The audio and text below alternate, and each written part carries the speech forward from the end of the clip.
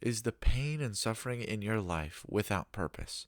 In John 9, Jesus and his disciples come upon a blind man, and the disciples ask, Rabbi, who sinned, this man or his parents, that he would be born blind?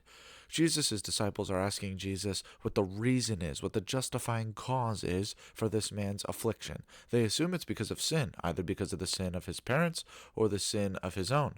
But Jesus rejects both of those ideas and says that the reason for his blindness was that the works of God might be displayed in him. He then proceeds to spit on the ground and make clay and apply it to the eyes of the man, and the blind man washes in the pool of Siloam and is now able to see.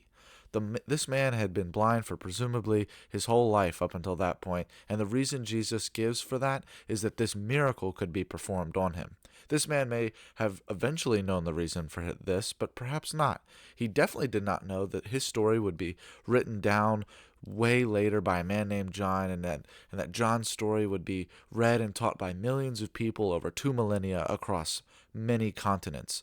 The blind man didn't know any of this. All he knew was his blindness. Similarly, if we are suffering, that may be all we are able to see in the moment. It might be overwhelming and hopeless, but the blind man's story encourages us that even if we do not see it, our suffering can have rippling effects through history for the increase of the kingdom. And we know that in the end, God will redeem all and make everything new. So if you are struggling or suffering right now, keep fighting the good fight, knowing that God might cause butterflies effects because of your struggle that you may never see, because after all, working all things out for good is what God does.